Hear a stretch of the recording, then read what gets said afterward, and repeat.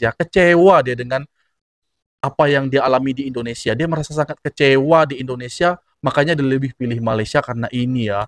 Kita kehilangan putra terbaik dari Indonesia. Itu dia lebih memilih Malaysia, guys. Ah, One, two, three, come on!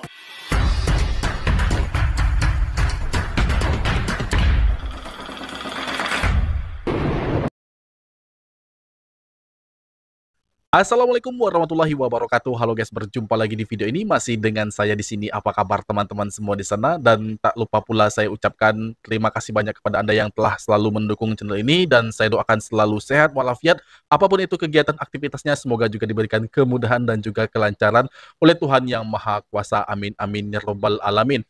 Nah, di sini ada satu kabar yang akan kita bahas. Kita akan mereaksi bersama sesuatu hal yang membuat saya heran, yang membuat saya kaget. Kok bisa begini?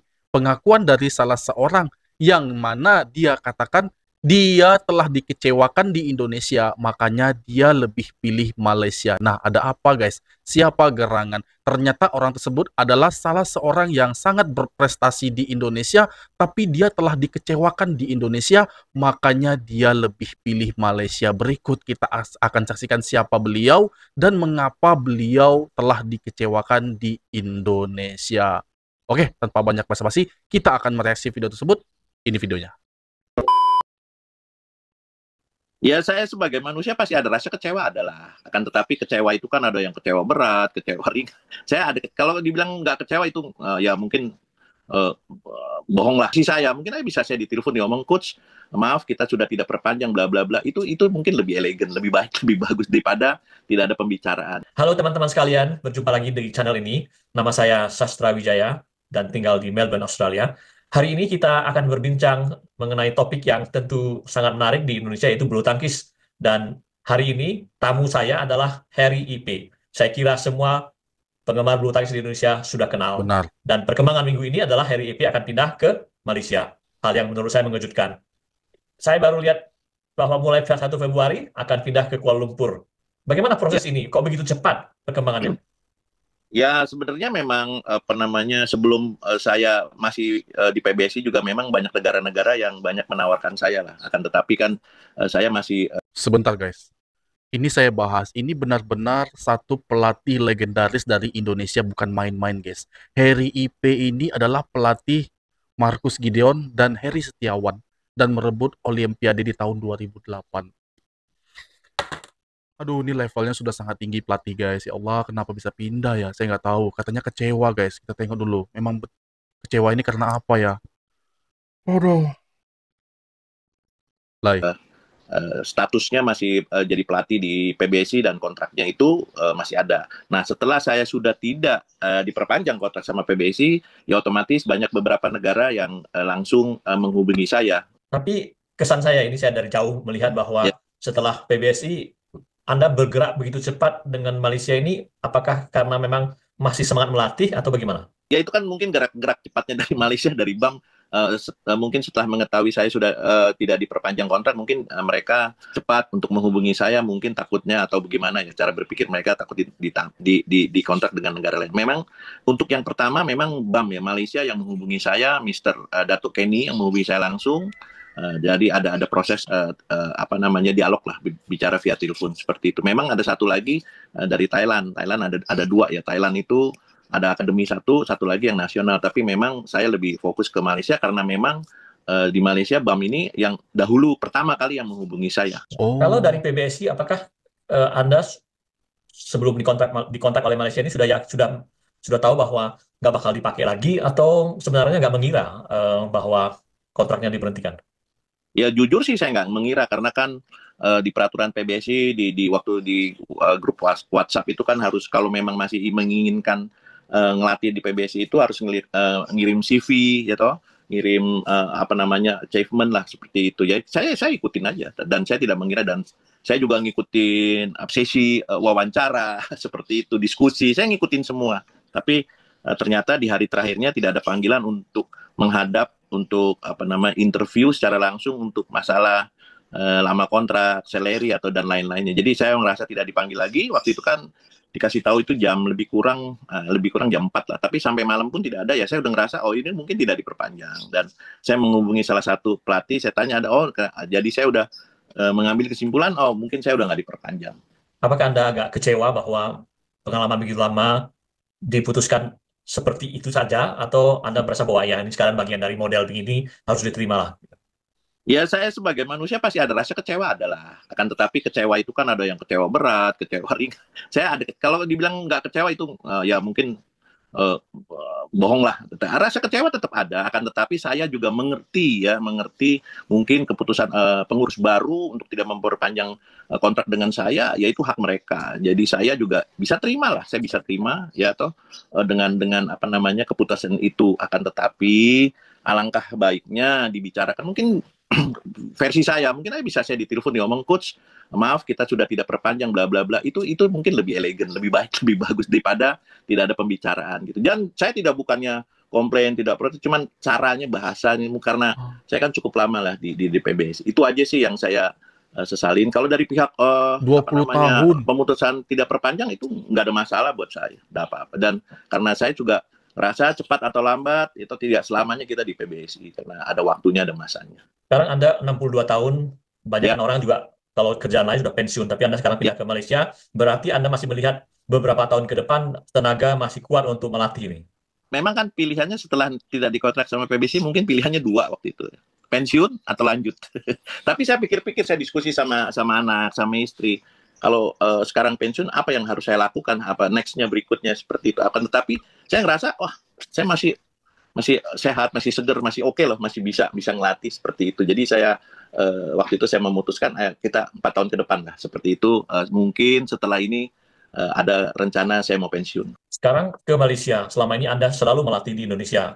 Walaupun Malaysia negara tetangga, tetap saja budaya berbeda, mungkin pemain yang dilatih akan berbeda. Apakah ada kekhawatiran bahwa penyesuaian dirinya nanti agak susah ke sana atau tidak? Lalu saya ada pemikiran seperti itu. Memang ada, sebelum itu juga ada India juga ada nelpon saya, nawarin saya. Cuman memang waktu itu posisi saya ngambil keputusan karena waktu itu saya masih di PBSI juga.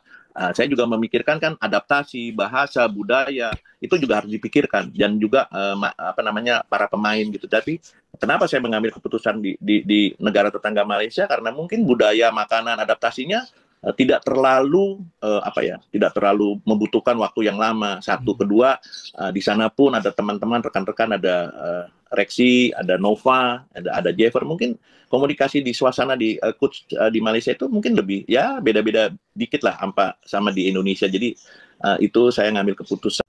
Maaf guys, kalau boleh jujur ya, di Indonesia ya ini adalah pelatih yang levelnya sangat tinggi guys. Lagi-lagi putra Indonesia, putra terbaik dari Indonesia, itu pindah ke Malaysia, ya Allah, apalagi lah ini ya.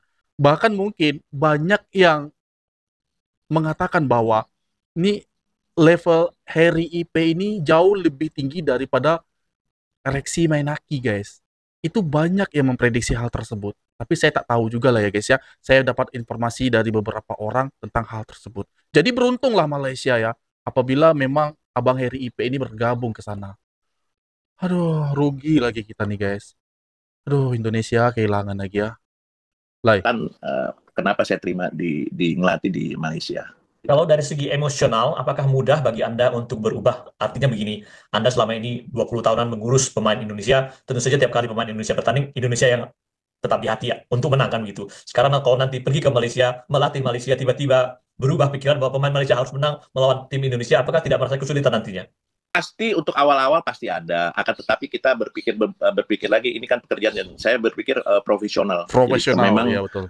Tidak mudah untuk adaptasi, untuk memisahkan antara saya memang masih tetap orang Indonesia, akan tetapi pekerjaan saya ngelatih di negara lain. Jadi saya utamakan dulu ke profesionalismenya, betul, saya dikedepankan. Jadi memang tidak, kalau ngomong memang mudah, tapi emosional itu pasti ada.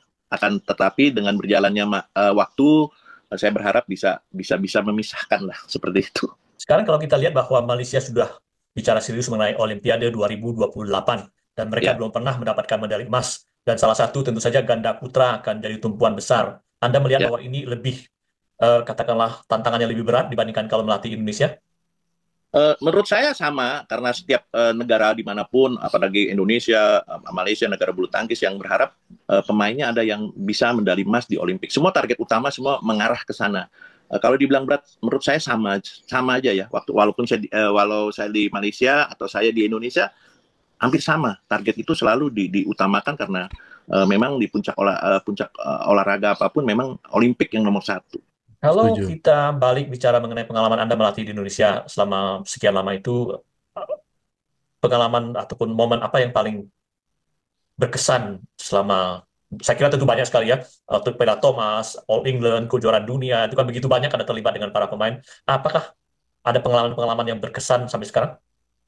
Yang pasti tetap yang tadi saya bilang puncak olahraga itu di Olimpik. Jadi waktu Olimpik 2000 Sydney 2000 Chandra Tony merebut medali emas itu yang kesannya yang apa namanya luar biasa ya. Tapi ada beberapa juga kesan apa namanya memori-memori yang sulit untuk kita lupakan ya. Tidak memang dari urutan itu di Olimpik 2000 itu saya medali emas kan, kita Indonesia tiga finalis, cuman saya main terakhir di ganda putra Tony Chandra bisa memberikan medali emas. Itu suatu kenangan yang luar biasa buat saya. Itu satu. Kedua, mungkin ada beberapa turnamen yang kejuaraan dunia ya, yang di 2015 pas kebetulan finalnya Hendra Aksan itu dimainnya di Istora, kita sebagai tuan rumah. Jadi pas finalnya itu tanggal 16 Agustus. Nah, besoknya kita upacara kan 17 Agustus kemerdekaan. Jadi kita udah rayain dulu di Istora itu, naikin bendera, nyanyi lagu Indonesia Raya, dinyanyikan dengan seluruh satu gedung dengan yang luar biasa lah. Itu kesan-kesan yang apa namanya yang sulit untuk dilupakan. Dan ada beberapa lagi All England atau kejuaraan dunia yang lainnya. Lebih kurang kira-kira seperti itu. Dan demikian tadi video yang baru saja kita saksikan guys ya. Memang ini adalah satu karir yang baik untuk Bang Heri IP ini guys. Satu pelatih, seorang pelatih legend. Dan semua orang sudah tahu ya. Bahkan The Minions 5 kali juara dunia itu berkat dia yang melatih guys. Dia ini memang spesialis pelatih ganda putra guys. Itu spesial dia. Jadi apabila dia melatih di Malaysia ganda putra, tentu itu akan meningkatkan reputasi kualitas bulu tangkis yang ada di sana berkat pelatihan dari Bang Eri IP ini guys. Ya, di Indonesia benar-benar salah satu pelatih favorit ini. Tapi entah mengapa Indonesia lagi-lagi ya, kita kehilangan putra terbaik dari Indonesia. Itu dia lebih memilih Malaysia guys. Saya nggak tahu doa yang terbaik, tapi ini memang satu kabar baik bagi Malaysia. Semoga abang ini dapat memajukan BAM ataupun perbulu tangkisan, dunia perbulu tangkisan yang ada di Malaysia. Semoga lebih jauh melaju lebih pesat guys ya. ASEAN ini dapat lebih mengangkat reputasi badmintonnya ya guys ya. Karena memang Bang Reksi juga ada di sana dan beliau akan bergabung dengan Bang Heri IP ini guys. Ini satu kolaborasi yang memang top lah. Ya hebat lah ya guys ya, keren lah saya bilang ya.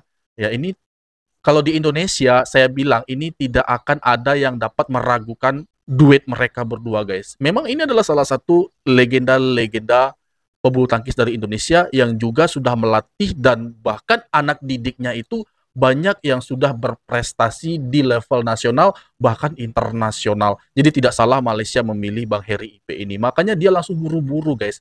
BAM ini langsung buru-buru untuk mengkontak dari Bang Heri IP karena tidak ada ketegasan keputusan dari PBSI Indonesia. Maka itu langsung dia ngambil satu kesimpulan untuk ya ada sedikit kecewa lagi sih ya. Kecewa dia dengan apa yang dia alami di Indonesia. Dia merasa sangat kecewa di Indonesia, makanya dia lebih pilih Malaysia karena ini ya.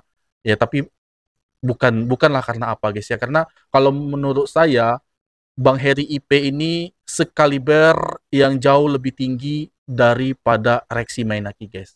Ini sudah banyak yang mengakuinya di Indonesia. Dan semoga nanti bagaimana tangan dingin dia akan dirasakan juga di persatuan bulu tangkis yang ada di Malaysia atau BAM.